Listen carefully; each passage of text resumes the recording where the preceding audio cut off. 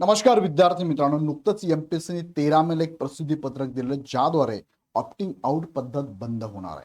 आता नवीन जे विद्यार्थी असेल किंवा जुने काही विद्यार्थी असेल तर त्यांना मी थोडक्यामध्ये या व्हिडिओमध्ये समजून सांगतोय की ऑप्टिंग आउट ही पद्धत पूर्वी कशी रुजू होत होती, त्या माध्यमातून कशा पद्धतीने वेगवेगळ्या पद्धतीने यामध्ये घोडेबाजार होत होता. आणि आता एमपीएससीने नुकतंच एक व्हिडिओ व्हायरल झाला ज्यामध्ये एमपीएससी कर्मचारी किंवा संबंधित जो विद्यार्थी होता त्या विद्यार्थ्यांनी या व्हिडिओमध्ये या कॉलद्वारे मागणी केली होती. सो यानंतर हे जे प्रसिद्धीपत्रक एमपीएससीचं आलं त्याबद्दल आपण जाणून घेऊया की आता निवड कशी असणार आहे आणि ही सर्व समावेशक निर्णय असणार आहे का. सो हा व्हिडिओ शेवटपर्यंत बघा, समजून घ्या. समजून घेतल्यानंतर तुम्हाला काय वाटतं ते मला कमेंटमध्ये कळवा. यामध्ये मी ऑथराईज काही गोष्टी पण दाखवणार आहे. काही माझ्याकडे राहिले असेल तर ते आपण कमेंट बॉक्समध्ये तुम्ही सजेस्ट करू शकता. सो हा व्हिडिओ शेवटपर्यंत तटस्थपणे बघा आणि व्यवस्थित याचा अनालिसिस करून मला पण तुम्ही कमेंटमध्ये तुमचं मत नक्की नोंदवा. आणि अशाच प्रकारचे नवनवीन व्हिडिओ मी तुमच्यासाठी घेऊन येतोय. सगळे रेफरन्सेस घेऊन येतोय, सगळे ऑथराईज डेटा तुमच्यासमोर घेऊन येणार आहे. हे सगळे व्हिडिओ एमपीएससीचे बघण्यासाठी आणि एमपीएससीच्या अपडेट मिस नाही करायचे असेल तर हा व्हिडिओ, हा चॅनल सबस्क्राईब करून बेल आयकॉन क्लिक करा. जाऊया आता मुख्य मुद्द्याकडे, पण तत्पूर्वी एक प्रमोशनल ऍक्टिव्हिटी आहे इग्नाइट अकॅडमीकडनं ग्रुप बी आणि सी साठी पूर्व परीक्षा आणि पूर्व प्लस मुख्य परीक्षा अशा बॅचेस आपण अनाऊन्स केलेल्या आहेत. जर तुमच्यापैकी किंवा तुमच्या माहितीत कोणी असेल त्यांना तुम्ही सजेस्ट नक्की करू शकता. ह्या बॅचेस जॉईन करण्यासाठी लिंक खाली डिस्क्रिप्शन दिलेली आहे, जॉईन लगेच करू शकता. जाऊया मुख्य मुद्द्याकडे. तत्पूर्वी अजून एक महत्वाची अपडेट तुम्हाला की पूर्ण धुरंधरची टीम आहे जी या बॅच मध्ये तुम्हाला मार्गदर्शन करणार आहे. आता एक एक मुद्दा लक्षात घ्या.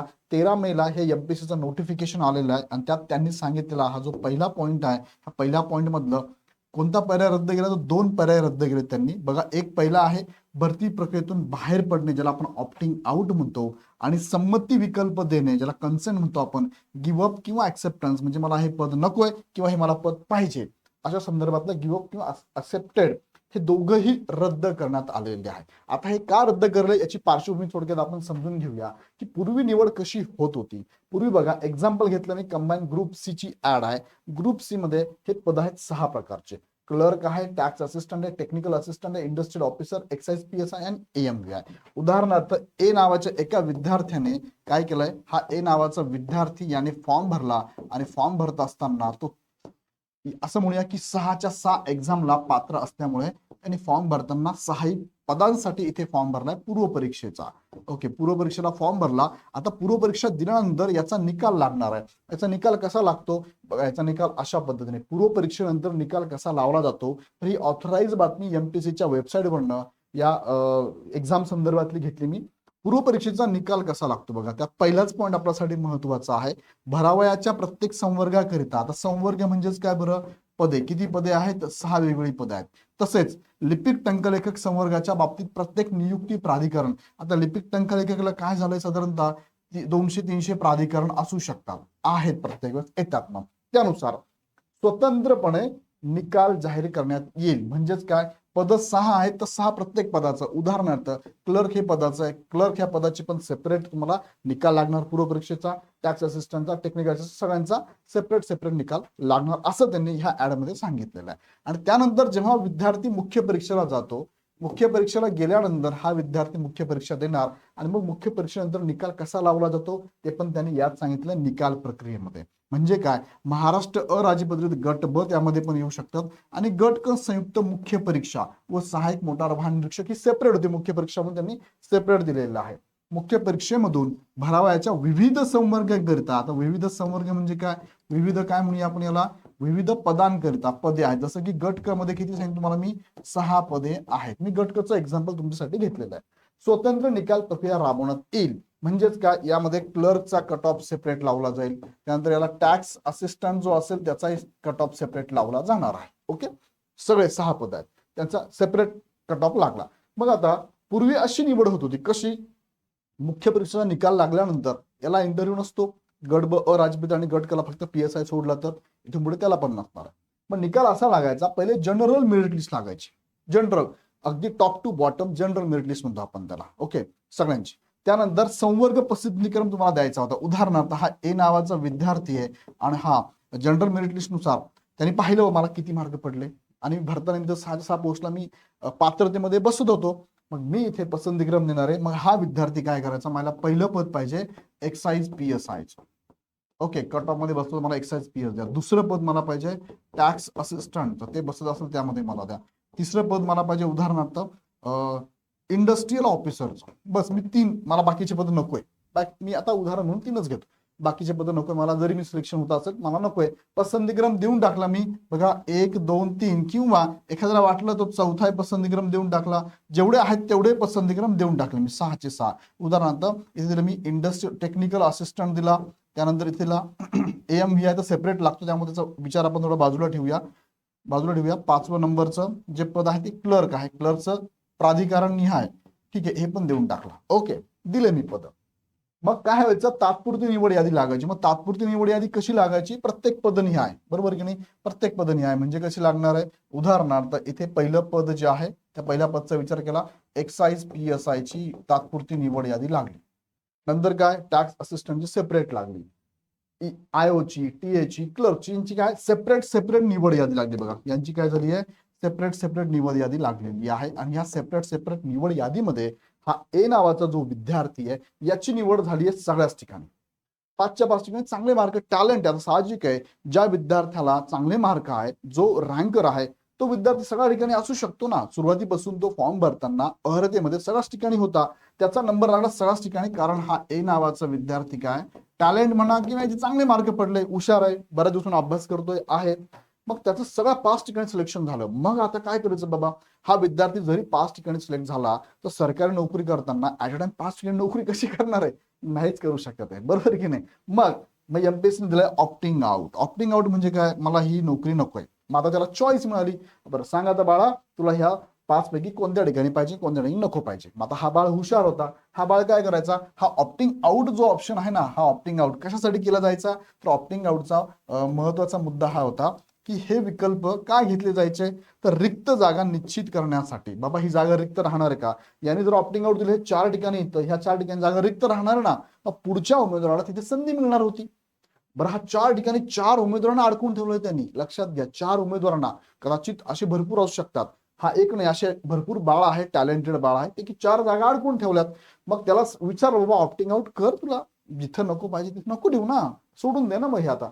मग तो म्हणतो नाही मला विचार करू द्या, बघेल मी, माझ्या पाहुण्याने विचारायचंय, माझं लग्न करायचंय, मला ते सांगायचंय, मग ते विचार घेणार मी, त्यांचा विचार घेणार मी, प्रत्यक्ष त्या अधिकाऱ्याला जाऊन भेटणार मी, वगैरे भरपूर आहे. मग त्याला ऑप्टिंग आउट दिलं. मग तो ऑप्टिंग आउट काय करावा असं MPSCचं म्हणणं आहे की रिक्त जागा मला निश्चित करता येते ना बाबा, कुठे तुला हे पाहिजे का क्लर्क, मग ठीक ह्या जागा रिक्त होणार आहे, तुला हे पाहिजे का, मग हे जागा रिक्त होणार आहे, बरोबर की नाही. मग कोण उमेदवार प्रत्यक्ष जॉईन होणार आहे हे समजणार आहे, हा होणार आहे की नाही बाबा, याला हे पद पाहिजे की नाही हे समजणार आहे. पुढील यादी, वेटिंग लिस्ट रिझर्वेशन चालवणे, पुढील यादीचे विद्यार्थ्यांना पुढे घ्यावं लागतं ना MPSCला. आणि पद वाटप पण अंतिम करायचंय, कारण पुढची अंतिम शिफारस यादी लावायची आहे, त्यासाठी हे सगळं पाहिजे. यासाठी उमेदवाराची संमती घेतली जाते. उमेदवाराला मान दिलाय बाबा, कर बाबा काय लवकर ते. हा, मग उमेदवार काय करतो, हा A नावाचा उमेदवार पुढे काय करतो बघा, ऑप्टिंग आउट काय झालं, त्याला द्यायचे होते 4 ठिकाणी. मग घोडे बाजार इथेच होत होता, काय ऑप्टिंग आउटची गडबड इथेच होत होती. हा जो विद्यार्थी होता ना, हा विद्यार्थी ऑप्टिंग आउट देतच नव्हता. हा जो ऑप्टिंग आउटचा ऑप्शन ना, विद्यार्थी A नावाचा टॅलेंट विद्यार्थी 5 पदांसाठी काय झाला, त्याची निवड झालेली आहे. त्याने आता 4 पदांना खरं म्हणजे ऑप्टिंग आउट द्यायला पाहिजे, पण हा देत नाहीये. मग हा 4 ठिकाणी का देत नाहीये, कारण त्याला माहिती आहे मला काहीच नाही, काही प्रॉब्लेम नाही, मला कोणीच काही म्हणू शकत नाहीये. मग हा न दिल्यामुळे हा विद्यार्थी काय करायचा, आणि याचे निकाल कसे लागतो मला माहिती आहे की क्लर्कचा आज लागला, क्लर्कचा जर आज लागला तर काही दिवसांनी, 2 आठवड्याने, 2 वीक नंतर कदाचित टॅक्स असिस्टंटचा लागायचा, वेगळ्या दिवशी लागायचं ना, हे वेगवेगळ्या दिवशी लागायचे हे. मग गडबड काय व्हायची की हा सगळ्याच ठिकाणी काय आलाय, अंतिम शिफारस यादीमध्ये येऊन गेला. सगळ्याच ठिकाणी 5च्या 5 ठिकाणी, किती ठिकाणी, 5च्या 5 ठिकाणी, 5 पदांसाठी, 5 पदांवर याची काय झाली, 5 पदांवरती निवड झालेली आहे. मग आता हा काय करणार, पुढची प्रोसेस फॉलो करणार आहे. साहजिक आहे, डॉक्युमेंट त्याच्याकडे असणारच आहे. मग तो काय, याच्याही DBला जाणार, वेगळ्या दिवशी DB असतात, त्यांची सगळ्यांची नियुक्ती पण त्याला मिळणार. मग याच्यात भरपूर सारा वेळ त्याला पण जाणार, आणि प्रत्यक्ष यादीतील उमेदवाराला यायला पण लागणार आहे, आणि MPSCला पण वेळ घ्यावा लागणार आहे, सरकारला, संबंधित डिपार्टमेंटला सुद्धा वेळ घ्यावा लागणार आहे. का, कारण मग आता संबंधित डिपार्टमेंटवर, उदाहरणार्थ महसूल डिपार्टमेंटवरती याची निवड झाली बाबा, याची निवड झाली आहे, ओके, पण क्लर्क म्हणून हा निवड झाली याची, पण हा सगळं झालंय, सगळं ओके, पण हा हजरच नाही राहते. येतच नाहीये.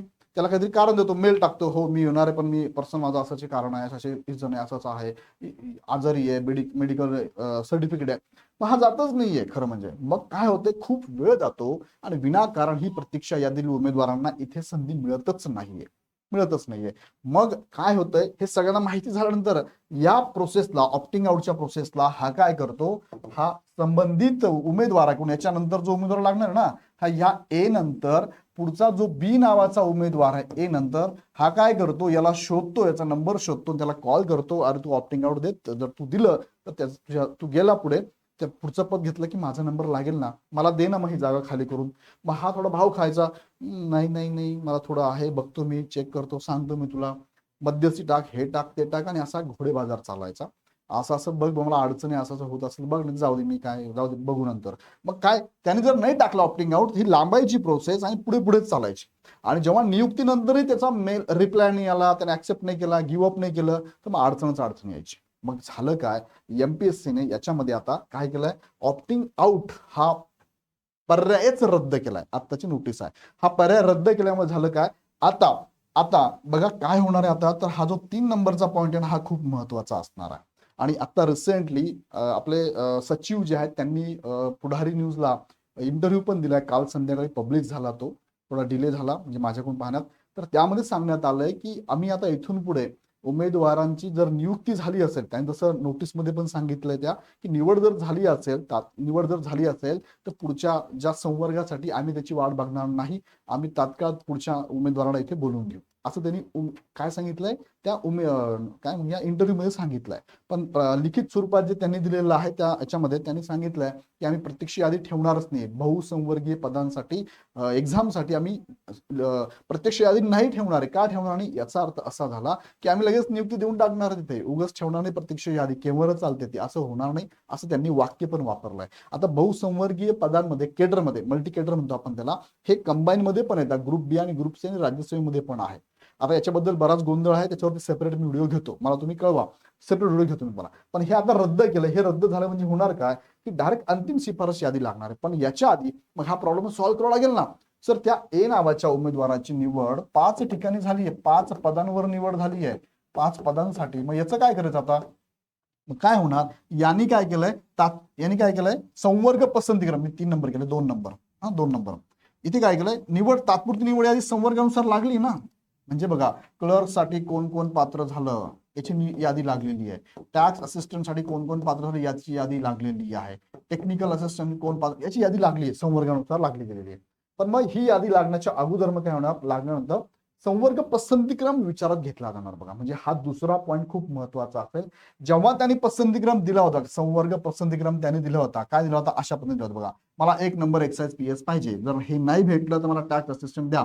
मग कदाचित ह्या ए नावाच्या विद्यार्थ्याचं सेकंड नंबरला निवड झाली, त्यांनी प्रेफरन्स दिला होता सेकंड, टॅक्स असिस्टंट म्हणूया आपण त्याला, टॅक्स असिस्टंट प्रेफरन्स दिला होता आणि याची निवड झाली आहे, दॅट्स इट. मग याचा विचार पुढे केला जाणार नाही, याला नियुक्ती देऊन टाकली, याची ऑलरेडी निवड झाली आहे. बघा त्या पत्रकामध्ये सांगितलंय, त्याची जर ऑलरेडी निवड झाली असेल तर आम्ही पुढे त्याचा विचार करणार नाही. तुम्हाला पत्रक परत एकदा दाखवतो, त्यातलं वाक्य तुम्ही नीट समजून घ्या, हे वाक्य काय आहे, काय सांगितलं त्यांनी काय सांगितलं बघा इथे, बहुसंवर्गीय पदभरतीत उमेदवार ज्या पदावर अगोदरच नियुक्त झाला असेल अशा पदाचा अथवा निम्न पदाचा संबंधित उमेदवाराने जरी पसंतीक्रम दिल्यास त्याचा त्या पदाकरिता अथवा निम्न पदाकरिता शिफारसीसाठी विचार केला जाणार नाही. निम्न म्हणजे त्याच्यानुसार, मला पहिलं हे पाहिजे, दुसरं हे पाहिजे, तिसरं हे पाहिजे, दिलाय पसंतीक्रम, पण त्याचा अगोदरच नियुक्त जर झाला असेल, तो त्याची निवड झाली ना बाबा, त्यांनी ती यादी लावून दिली, नियुक्त झालाय तो, मग आता त्याचा विचार आम्ही पुढे करणार नाही. संबंधित उमेदवारांनी जरी पसंतीक्रम दिला तर त्या पदाकरिता अथवा निम्न पदाकरिता शिफारसीसाठी विचार केला जाणार नाही,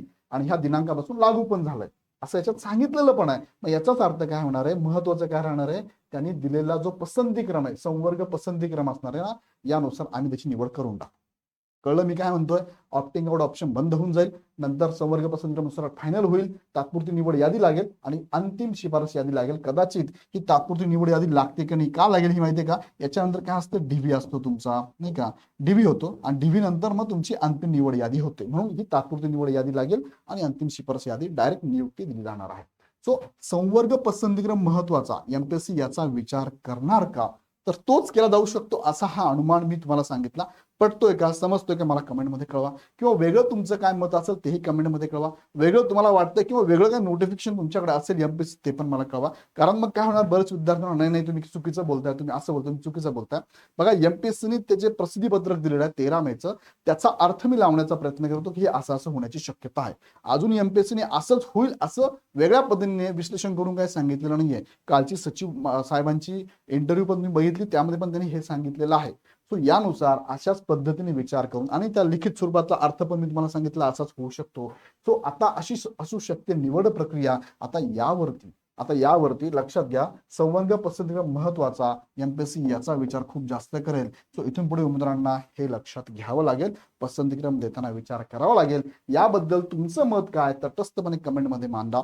वेगळं तुम्हाला वाटतं ते आमच्यापर्यंत कळवा. आणि हा मुद्दा खरंच चांगला आहे की वाईट आहे म्हणजे पसंतीक्रमचा, तर माझ्या माहितीप्रमाणे उगच विनाकारण असे घोडेबाजार होणं आणि बऱ्याच कालावधीपर्यंत ह्या एक्झाम लांबणं, नियुक्ती न होणं, रखडत राहणं, पदं रिक्त राहणं हे पण चुकीचं आहे. हा निर्णय जर झाला तर येणाऱ्या कालावधीमध्ये बऱ्याच उमेदवारांना चांगल्या प्रकारे संधी मिळते. आणि असं नाही की जो हुशारच्यावरती अन्याय झाला, अजिबात नाही. त्याला पसंतीक्रम दिलाय, त्याने द्यावा पसंतीक्रम, जे पद पाहिजे त्याचा पहिला पसंतीक्रम द्यावा, पसंतीक्रमानुसार सिलेक्शन त्याचंही होऊ शकतं. सो हा मुद्दा खरंच चांगला आहे असं मला वाटतंय, तटस्थपणे वाटतंय. तुम्हाला आवडत असेल तुम्ही मला पण कळवा, तुम्हाला चुकीचा वाटत असेल तो का वाटतो ते पण कमेंटमध्ये नक्कीच कळवा. याबद्दल अपडेट मी व्हिडिओ तुम्हाला देत असतो, त्यासाठी चॅनल सबस्क्राईब करा. आवडला व्हिडिओ तर लाईक करून सगळ्यांना शेअर पण करा.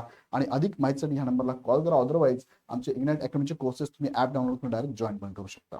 पुन्हा एकदा व्हिडिओ आवडला तर लाईक करा, सगळ्यांना शेअर करा, तुमचे मत मला कमेंटमध्ये कळवा. आणि अशाच प्रकारचे अपडेट बघण्यासाठी चॅनल सबस्क्राईब करून बेल आयकॉन क्लिक करा. पुन्हा व्हिडिओ आपण नेक्स्ट व्हिडिओमध्ये. धन्यवाद.